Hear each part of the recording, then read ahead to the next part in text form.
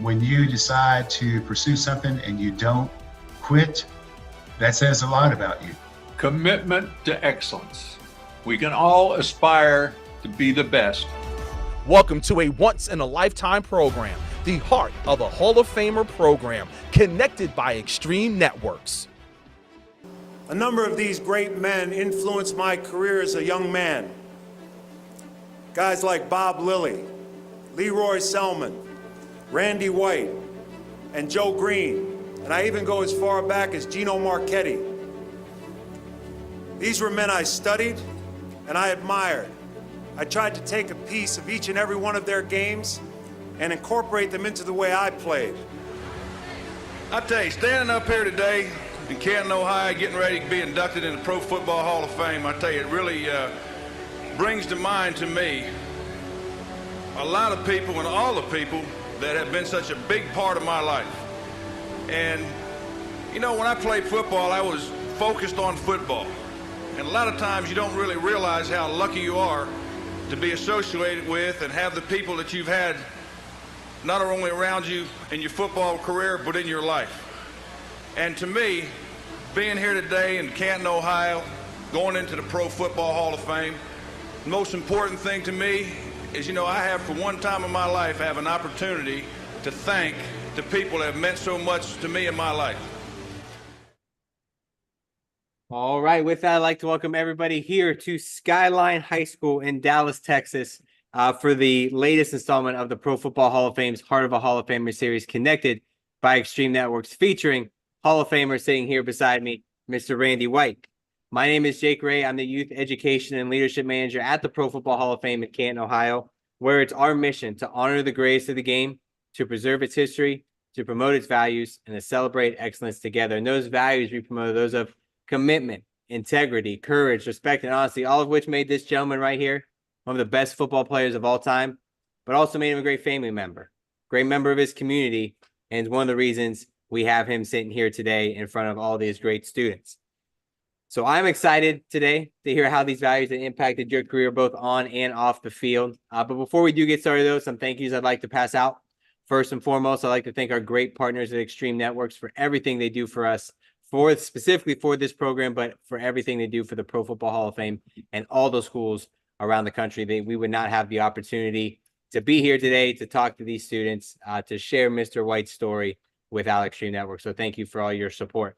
Secondly, I'd like to thank all the educators and teachers that allowed us to be a small part of your students' learning experience this year, specifically the students right here, the staff and students at Skyline who allowed us to be in their school for the program today. And then lastly, I have to thank the students. Students, without you guys here, this is just me asking a guy a bunch of questions. Nobody wants to hear me talk the entire time. We got questions from students. We got not only right here in front of us, but from all over the country who are going to be asking questions from us today. So no matter where you're watching, though, if you're watching us here in person, you're taking pictures after the program, or you're watching us online, and you're sharing pictures on social media, make sure you tag at Pro Football HOF and at Extreme Networks and use the hashtag HOF values, and your picture and your posts just might be reshared. So enough of me talking. We're going to get to why we're here today, and please welcome Hall of Famer Randy White.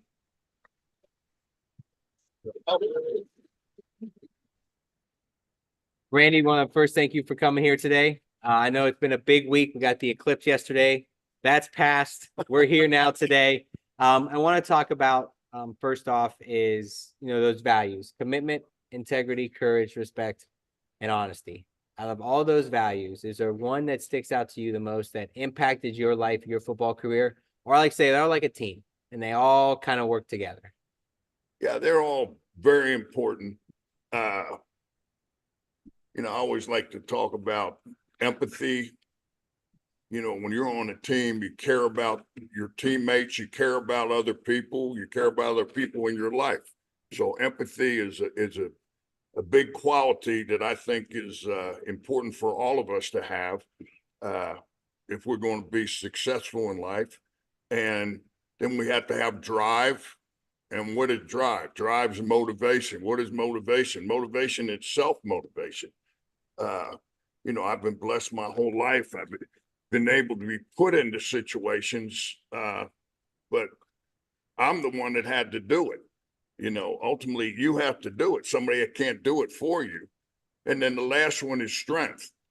And, things don't always go the way you want them to in sports or in life. And, what do you do when that happens? The easy thing to do is to point the finger at somebody else and say, well, it's your fault, your fault.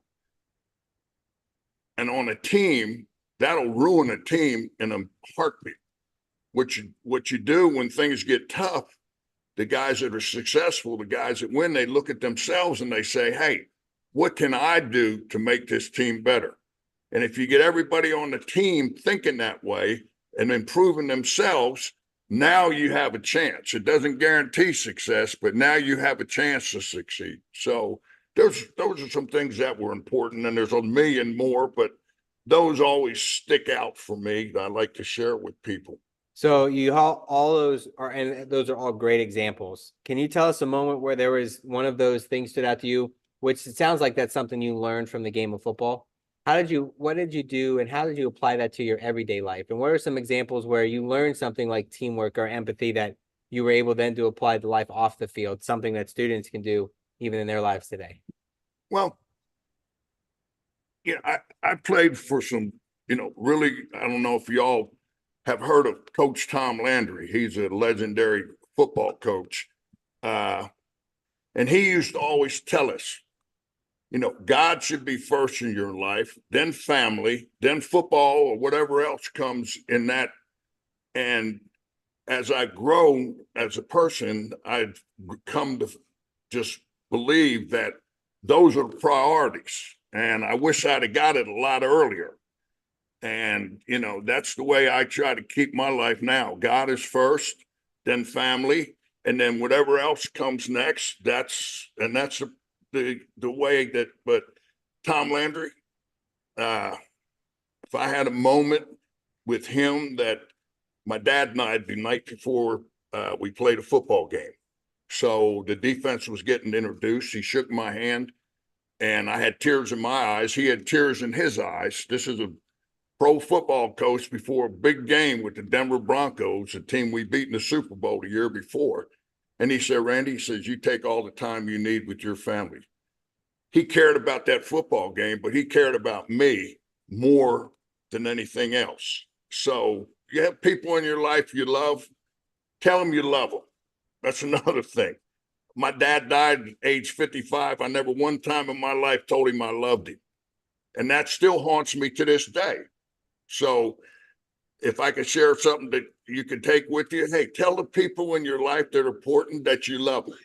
I mean, we're macho guy, we're tough guy, all that stuff. And, and that's the way I was. If you say you love somehow, that's make you weak. No, that makes you strong. So if you could share that with the people in your life and just let them know you care about them and they're important. And you see the results you get from that. That it makes you feel good and it makes them feel good. Awesome. And I think that's so cool because, the whole point of this program is to showcase, we're going to talk about football. We're the Pro Football Hall of Fame, Right. Unapologetically football. And we know all sports do it, but, we really think football is the best at it, showcasing how you can take the life lessons learned from the game and apply them to your everyday life. And, we'll talk all through today and you'll be surprised how many times this message keeps coming up and how much the game of football can teach those who play it, coach it, watch it on TV, whatever it might be. But for you being in the game, seeing it, the idea of teamwork, and we talk about the huddle, how, it doesn't matter where you're from, what you believe in, what your name is. If you're in that huddle, you're there to do a job and it's to help your team win a football game. How important is that idea of teamwork and coming together as, one unit to reach that goal? To you was to stop the ball from going down the field. For the offense is to get the ball down the field. And is there a part of you that misses kind of that locker room with all your teammates and people you around every day? That's I miss my teammates, right? And when I get to see them, like I was with Ed Too Tall Jones, y'all can Google Ed. He was great player on the Dallas Cowboys. In my opinion, should be in the Pro Football Hall of Fame. I'm going to sneak that in here right now because I do believe that. But what were you wanting The Ask me idea again. team, being, in that locker room, how important is that team aspect? Well, when you're playing on a team, when you come together, everybody has their own. I like to go fishing on my day off. Other people like to go golfing. But when you're on a team, when we came together to play football and it was time to focus on football, that's what we focused on. Everybody can have their own thing they do. But when you come together as a team, if you're going to be successful, you have to, and again, that empathy thing. You never know what kind of day somebody's having and what a smile will do for them. And you tell them, hey, how you doing today, man? It's important. It's important when you're on a team to not be afraid to express those type of emotions. Am I answering your Yeah. question? Oh, absolutely. Absolutely. And the last thing here before we get started, for questions from our students, I always like to talk about what it means to be at the Pro Football Hall of Fame when you're Randy White, NFL's legend, versus Randy White, Hall of Famer. Is there a different feeling when you walk in the doors with the jacket on, knowing you're a member of the Hall of Fame? And what was it like for you that first time you walked into those doors or you saw your bust on display at the Hall of Fame? For me, I tell you what, it was a very humbling experience for me to walk in that room with all the busts and all the guys that were in there, like Ray Nitschke and all these guys I watched as I was a kid, and I was going to be in there with them, and that was like, wow. I mean, this is a pretty big deal, but it was a very humbling experience for me to get into the Pro Football Hall of Fame. And sometimes, like I said, Ed Too Tall Jones, Harvey Martin, they were two guys I played on the defensive line with, and I always mention their name because I couldn't have done what I did without them. And but we did have great teamwork, and we cared about each other, and we supported each other on and off the football field. And that's one of the reasons I think we were able to be as successful as we were as a team. We had guys like Roger Staubach, Tony Dorsett, good character people. And like I said, when we came together to play football.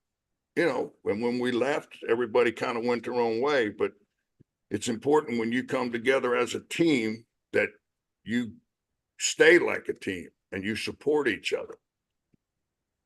Awesome. All right, I got one more question before we go to some questions from our students. We got one we're going to get to as well that we got submitted online. We talked at the beginning about those values we believe in at the Hall of Fame, and one of them is respect. For those of you that don't know, every August, we have our annual Hall of Fame Enshrinement Week where upwards of 100 returning Hall of Famers all descend on Canton, Ohio to help enshrine our newest class in this year, our class of 2024. Last year, you were there. And there's a luncheon that takes place every week that only Hall of Famers are allowed to be in. No media, no staff, not even the president of the Pro Football Hall of Fame is allowed to be in this lunch. Only if you're a member of the Hall of Fame. So obviously, you've competed with a lot of these guys on the field, and there's obviously that level of respect. But when you're in that room, 100 other Hall of Famers, what is that level of respect like? And what does it feel to sit at a table with somebody you looked up to or guys who are now getting enshrined that looked up to you? What's that feeling like? Like I said before, it's a very humbling experience, and to be at the Hall of Fame and see, like I saw Larry Zonka on there on the phone. You probably don't remember Larry Zonka, but he was a great player, and he is a guy I like to watch play. But my coach I played for, Ernie Stautner, defensive line coach, he's in the Pro Football Hall of Fame. And so when you get together with that group, you're, when you're off on your own, like, today it's about me and the questions, but when you're in that group, everybody's got, something to say, and they're all have a great message. And when they break it down, it's similar for everybody. Mm-hmm. Those secrets to success, we all share, just say it maybe in a different way, but it's all the same principles. Awesome. All right, before we get to our questions here from our students for Skyline, we do have a question that was submitted online. This is from Campbell Memorial school back home for me in Ohio. This one, though, what teams did you play for throughout your entire career? What teams? Yes, or team? football? Yeah. I played it professionally. Mhm. I played for the Cowboys for 14 years. So What's that like? You know, America's team, obviously. I'm assuming having some Cowboys fans in the room here. What's that to play for a franchise like the Dallas Cowboys? What was it like? Well, when I first came to the Dallas Cowboys, Roger Staubach. I remember when I first went in the locker room and I saw Roger Staubach, he came around, he shook my hand before the game. And you talk about teamwork and empathy. We had 12 rookies make the Dallas Cowboys in 1975. Roger Staubach is just one of the greatest players to ever play quarterback and one of the greatest people you'll ever meet. He came around when I was a rookie and shook my hand before the game and says, "Randy, we really need you today." Oh, you kidding me? I was scared to even be in the room with Roger Staubach, but he'd come around and tell me I'm important. What I was talking about earlier, I'd have run through a brick wall for him. I mean, but that's the kind of things leaders do, and that's the kind of results you get. People that respect you will follow you to the moon, and that's important. All right, we're gonna take some questions from our students right here at Skyline. So go ahead and raise your hand. Go ahead with your question. Go ahead, big guy. He wants to know what your max bench is. My max bench now, or when I was strong? I did 560. That's the most I ever benched. I benched 560, and I power cleaned 425. So that was my back when I played and when I retired. But I'm 71, and I backed off, and I kept getting hurt every time I went heavy. So now I use light weights, do a lot of reps. I just lost about 10 pounds. All right. I'm proud of. All right. But I I got- still work out. Another question in the back. Go ahead. What was your nickname? Well, they called me the Manster, half man, half monster, because on the field, I was not a nice person. Off the field, I was the nicest guy you ever want to meet. But so they said half man, half monster. That's They pretty- called me some other things, but I can't say them today. We'll take one more question before we go to something else. No, go ahead right there. Yep. Did you ever wanted? So a lot of people, obviously, especially today, you see him jump around team to team. Was it important for you to stay with the Cowboys your entire career? Well, back then we didn't have the option to do that unless they traded you. We didn't have the free agency, so I really never had to deal with that. But the money that these guys make, a lot of times, you have no choice. If the team you're playing with and then the other team is offering you twice as much money, how can you not go? I mean, your career is just going to last for a short period of time. So that's a tough call. But if I'd have been in the league and I had an offer from somebody else that was substantially more, I probably would have looked at doing it. But, for me, I played 14 years for the Cowboys until I could barely play anymore. But I didn't want to quit.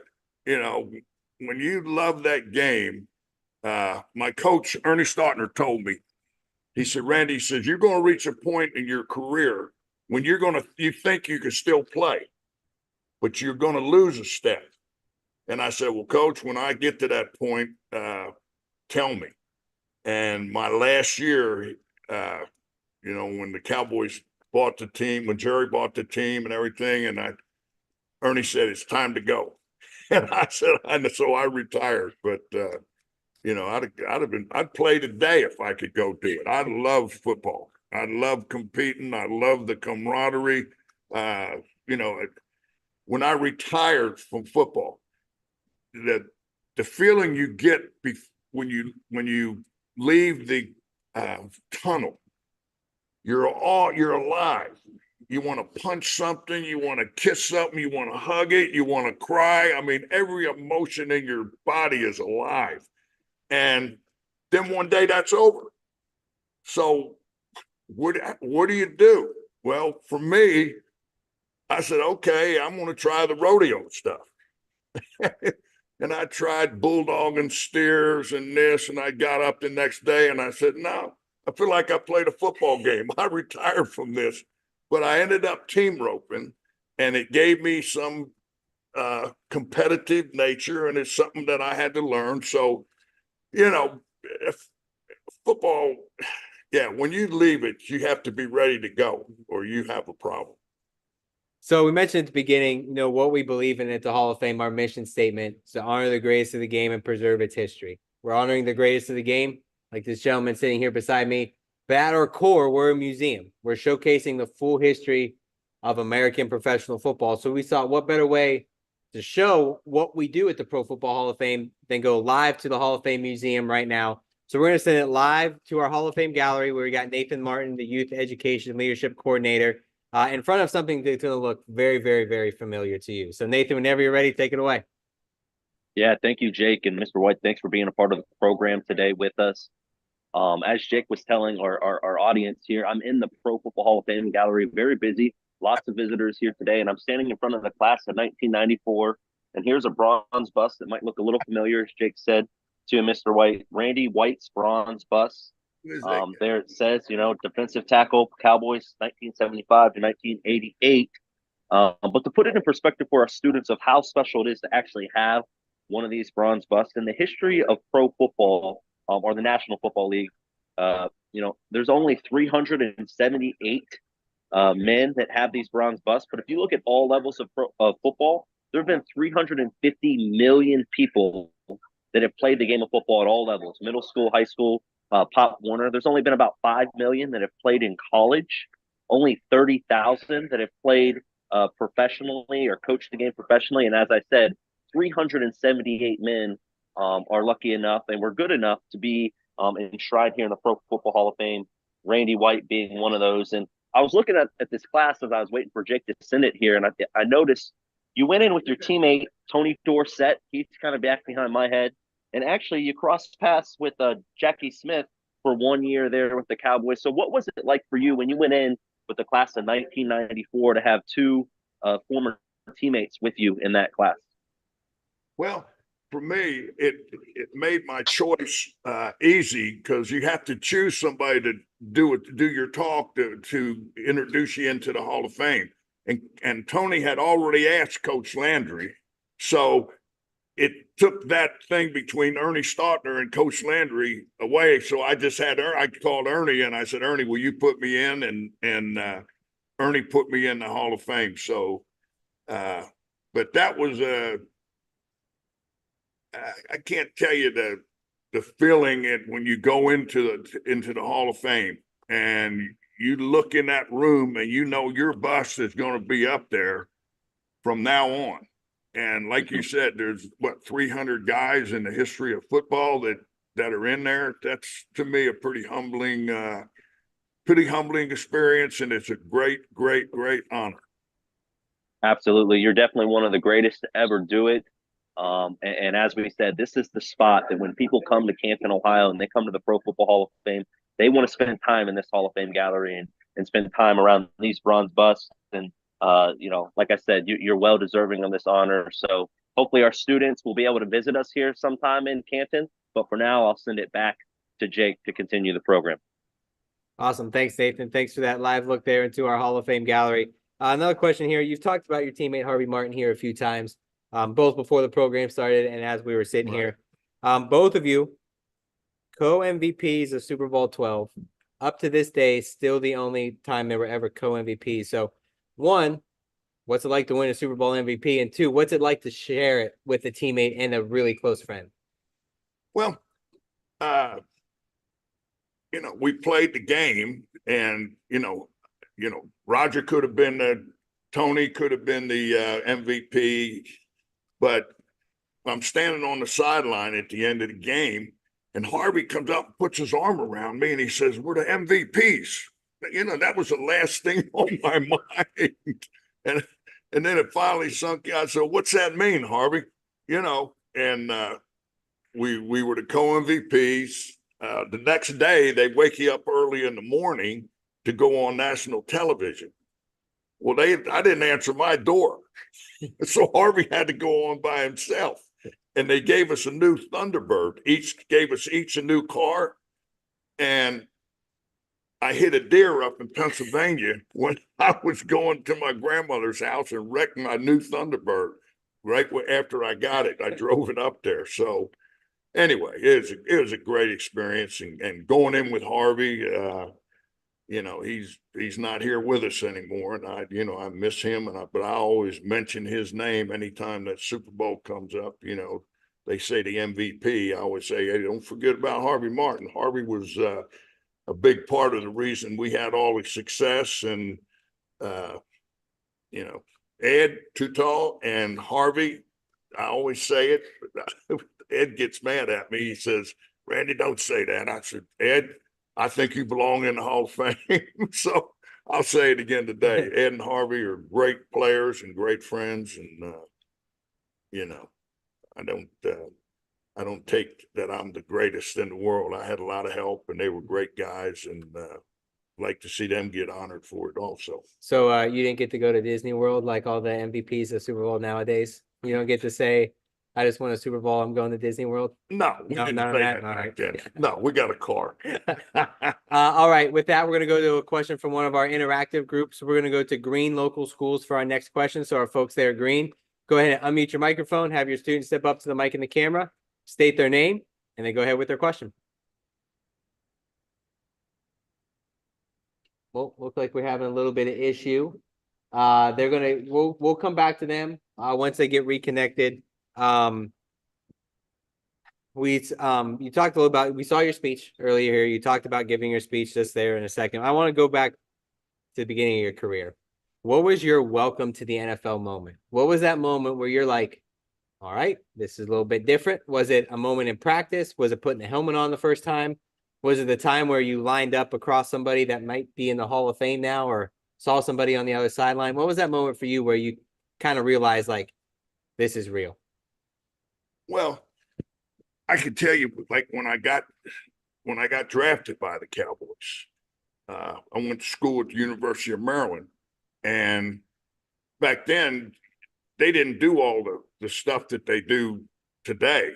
So I got a call from the athletic director, and I had to go over to him, and we called Gil Brandt with the Cowboys, and they told me, the Cowboys, and they made arrangements to bring me down to Dallas.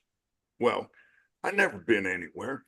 And I thought I was going to the Baltimore Colts because they had the #1 pick in the draft, and they kept coming down to Maryland saying, we're going to take you #1. We're going to take you #1.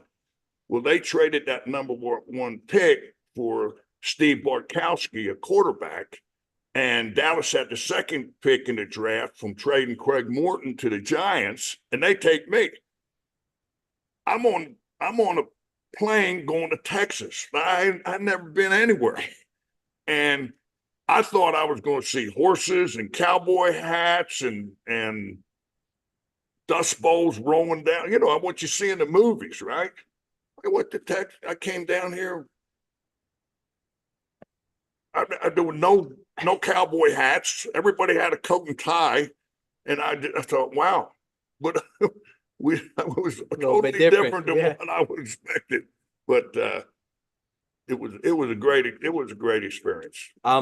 Mentioned the draft. We got the draft coming up here in a few weeks, where a lot of college football players are going to have their dreams realized that they had as little kids growing up, come to fruition when they hear their name called. What was the draft process like for you? And nowadays they send everybody to where the draft is. You get to walk up on stage, hold the jersey. How different was it for you finding out that you were drafted? We were over in the dorm. We were in our dorm and waiting on the seat. Like I said, Baltimore, I thought they kept telling me I was going #1, and I thought, there ain't no way they're picking me #1 draft. So I ended up being #2.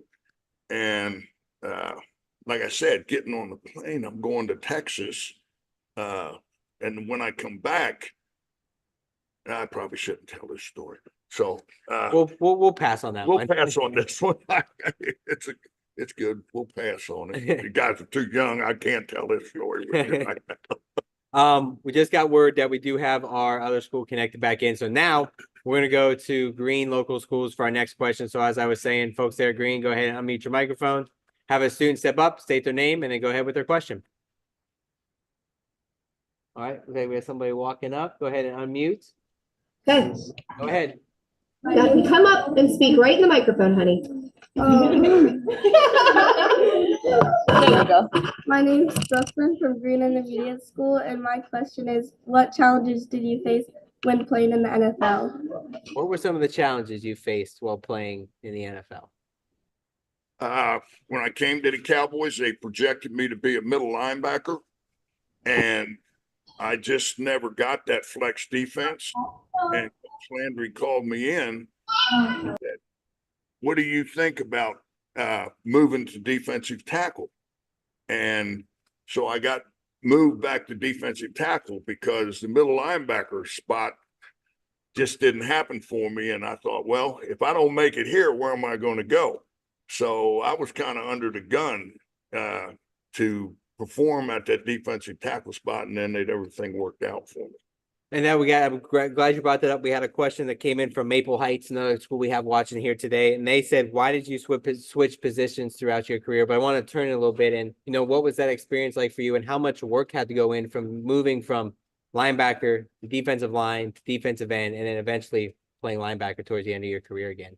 Well, when I finally got to defensive tackle, the knowledge that I gained from playing middle linebacker, I knew where everybody was supposed to be, what the responsibilities were, not only in the running game, but in the pass game.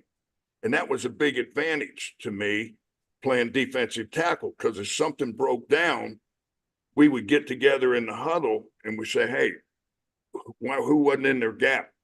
And we could correct the problem on the field before we had to go over to the sidelines for the coaches.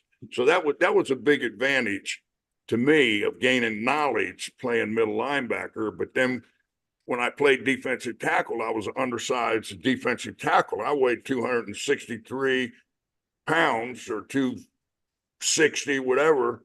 And I'm playing these guys that weigh 300. So, that's when I incorporated the martial arts into my football. And that gave me a big advantage, having that knowledge of playing against the players, because they started allowing guys to grab and hold. So when we knew how to get the hands off, that was a big advantage for me. Which offensive lineman gave you the hardest time? Was there somebody you had to prep a little extra for? Somebody that you may have circled on the calendar each year? Might be a current teammate of yours in the Hall of Fame right now. Was there a guy that you looked forward to playing every year? I didn't like any of them. I didn't care. But the guy that used to give me a hard time, the guy named Bob Young that played for the St. Louis Cardinals, he and his brother Doug held the two-man world deadlift record. And he was about 310 pounds, 315 pounds, and he was just like a bull. And I'd get down in my stance, and I'd hit him as hard as I could, right in the chin with a forearm, and his head would go, eh. Then he'd go, eh. And I'd go, eh. And they'd hand the ball off to the running back, and I'd make it for a tackle for a 5-yard gain. That's not acceptable. We get in them meetings, and Coach Landry go, White, you got to stop him on the line of scrimmage. White, you got to stop him on the line of scrimmage. I always want to say, hey, Coach, you stop him on the line of scrimmage. I can't. but that was one of my tough linemen, Bob Young. Yeah. Looking back on your career, obviously being enshrined to the Hall of Fame is a huge accomplishment. Is there another accomplishment outside of being enshrined that you consider one of your greatest accomplishments? Learning the team rope and winning this belt buckle I wear. I got a Hall of Fame ring, but I got a belt buckle that I won team roping with Walt Garrison over here at the Mesquite Rodeo. and I'm as proud of this buckle as I am of this ring. So that was something that was a challenge for me, and and I enjoyed doing it. And how obviously, you talked about Coach Slaughter saying, or Stautner saying that time to be done. And obviously there comes a time for everybody that plays the game, whether you're a high school senior, a college senior, we played 14 years in the NFL. How important was it for you to find that other thing? And, a lot of people go into business, coaching, they play for 20 some years. Well, how important is it? Not only was it for you, but for maybe a high school senior in here that know this is that's completed their last football season, to find that next passion, find that next thing that they love. Well, my advice would be to realize that, hey, this will come to an end. When you're doing it, you don't really think it's ever going to come to an end, but it comes to an end. So if you're smart, you'll have a plan moving forward. Of what direction, get your education. I always tell people, if you get opportunity, get the education. If you get a chance to go to college or get your education, because that football is just one play away from being over. You're one play away. You love it and you think you'll play forever, but I've seen so many great players that get hurt and then, it's over for them. So if you have an education, you'll have something to fall back on. And I think that is very important. For me, I didn't really plan for anything. I wanted to keep playing football. And I talked to Coach Landry and I said, I'd like to pursue a coaching career. Well, he said, Randy, you got a job here as long as I got a job. Well, he got fired and I didn't have a job. So I was fortunate enough to have some friends, and I got into business and still am blessed that I have things to do. But it's important to have a plan. It's important to get an education. Even if you just play high school football, get as much of an education as you can, because that gives you more of a chance to do different things in your life that you want to do. And you'll change as time goes on. But I tell you what, I would start thinking right now, if I had it to do over again, I would start thinking right now, what would I like to do? I got a 12-year-old grandson, and I worry about him because his dad died and he's got me. And if something happens to me, I don't know who he's got. So I want him to start thinking, hey, what do you want to do? I kind of easily try to guide him into it, but I think it's important to have a plan. And I only just say that, I live that. And so if I'm giving you advice, try to make a plan. Awesome. All right, we're going to take some more questions from our folks right here at Skyline. If you got a question, go ahead and raise your hand. Go ahead. Favorite teammate? Favorite teammate? Harvey Martin. He's not here with us now, but Harv, he played defensive end beside me. And Harvey and I were not only we played football, we were friends off the field. And Harvey grew up in South Oak Cliff. Y'all know where that is. And I used to go with him down there, and we'd hang out down at South Oak Cliff because he knew everybody. Harvey was a hero here. Y'all are young, so the times have changed, but we used to have a lot of fun. So Harvey was one of my favorite guys. I had another friend. He's 66 years old. He just died about 2 weeks ago. Don Smerick had played for the Cowboys. So my friends I played with were I had other friends too, but I stayed in contact with them.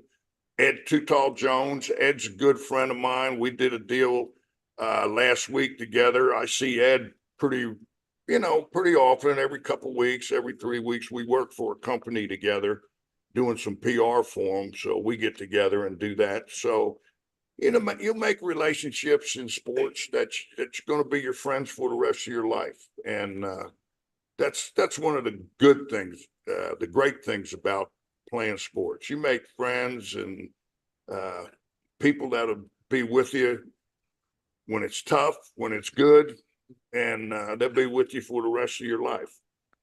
All right, got another question from anybody here? Yep, down here, Dan, go ahead. Can you talk to them about like how do you face adversity, not just in the NFL, but just high school, college, to the NFL, just how to deal with adversity? Dealing with adversity. What are some of the things you did to do that? How do you get through those moments that are tough? Because you know on the other side there's a reward. Well, when you're on a team, or when things get tough, I can tell you, my mother was a character. And when she used to tell us, when things get tough, you stick it out and push. You little fat lady, she said, you stick it out and push. Well, what she was saying is, when things get tough, you get tougher. You know, you analyze what's happening, and if you don't like it, you change it. You get it out of your life. And I tell you this, your life's all about choices. And the choices you make will determine the outcome of how your life goes. And the better choices you make, the better your life is going to go. And, you know, I can speak from experience. I'm no angel. I made some mistakes in my life, and I was blessed and lucky enough to turn it around and go a different direction. So, you know, that's important. Mm-hmm. Obviously you're a member of the Hall of Fame. You've had so much success throughout your career. How important was it for you to remain humble? And that, yes, awards are going to come in, these accolades are going to roll in, Super Bowl victories, MVPs, the Hall of Fame. But how do not only you, but students who are experiencing this success, whether it's a championship, an all-league nomination, an A on a test, how do you remain humble in all those situations? Because I never thought I was going to get anything. And I never thought to this day I was better than anybody, because I'm not. And if I ever did, my dad would reach down out of the clouds and smack me in the head. That's just the way I grew up. Coach Landry told us, if you're fortunate enough to stick around long enough, the game will humble everybody. So the game of football, and I'm getting to the age where the game of life starts humbling you also. You know, I was outside weed eating yesterday for about 3 hours before it rained.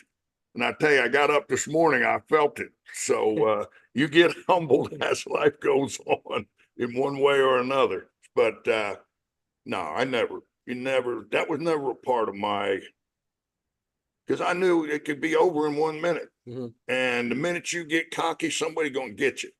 Mm-hmm. They're going to get you.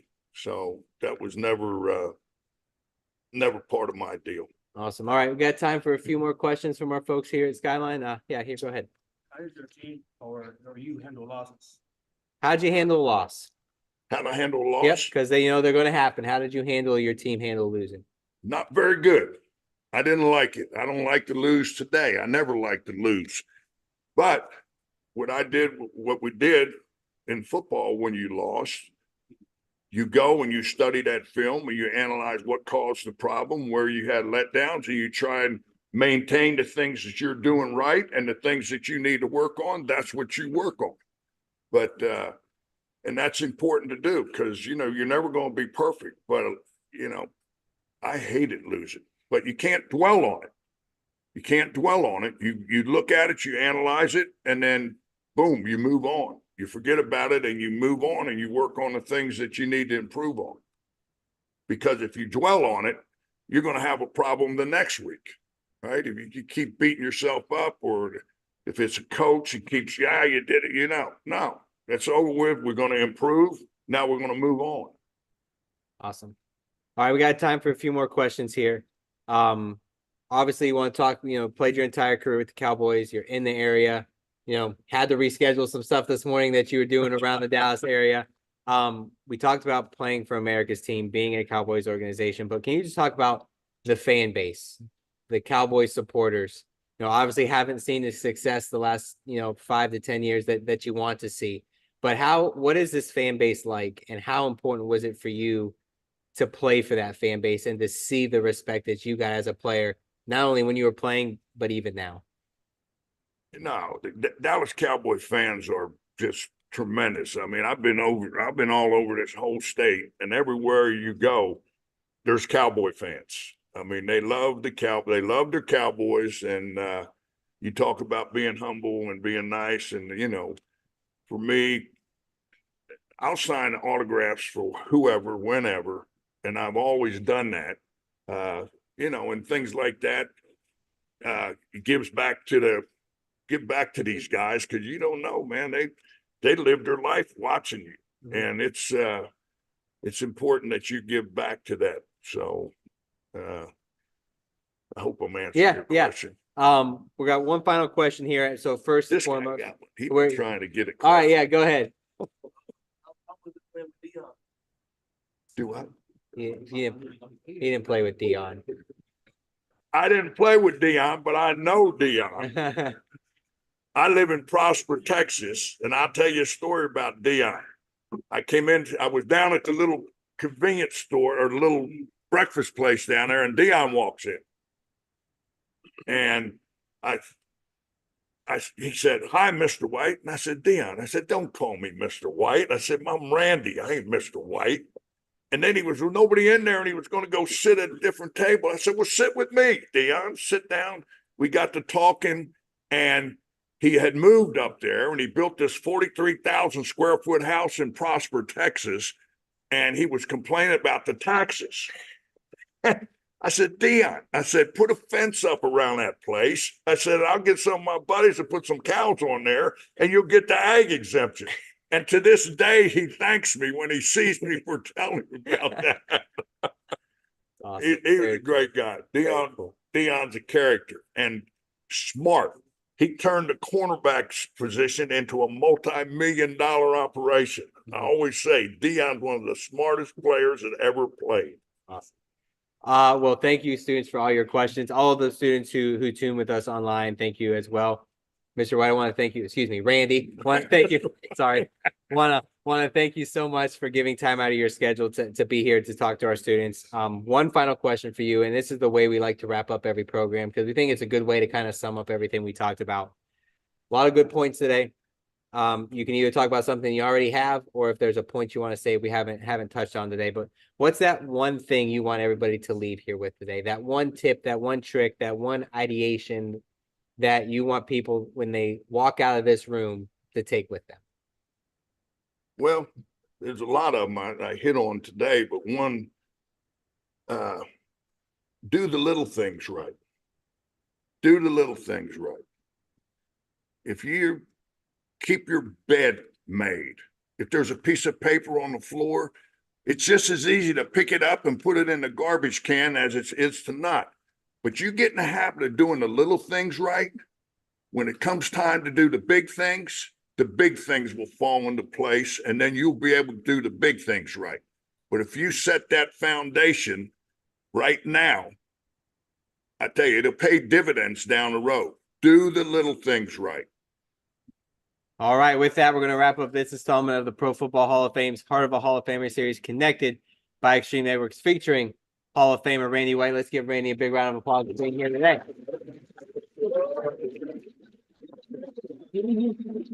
From myself, Randy, everybody back at the Pro Football Hall of Fame, we want to thank you so much for tuning in today. Students, thank you for being here.